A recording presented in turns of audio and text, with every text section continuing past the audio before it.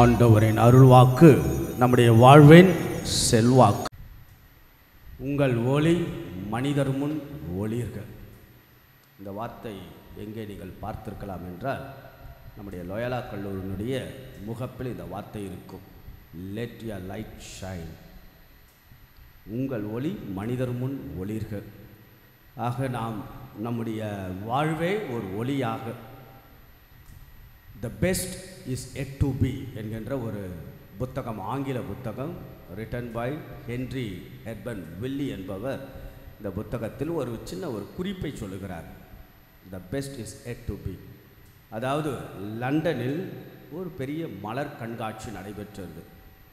அந்த மலர் கண்காட்சியில் குறிப்பாக ஒரு போட்டியும் நடத்தினார்கள். சிறப்பாக அந்த யார் அழகாக அந்த செடியை வளர்த்தார்களோ அவர்களுக்கான போட்டி. அதில் ஒரு சிறுமிக்கு ஒரு பரிசு கொடுக்கப்பட்டது.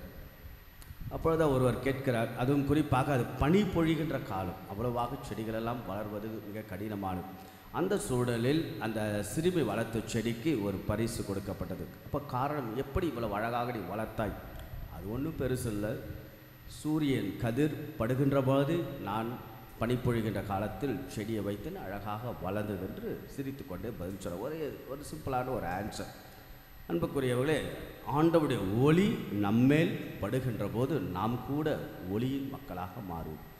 To walk in the light of Jesus. இயேசுவின் ஒளியில் நாம் வாழ்கின்றோம். இயேசு ஆண்டவர் உலகின் ஒளியாக. யோவான் நற்செய்தி 8ஆம் அதிகாரம் இறைவார்த்தை 12.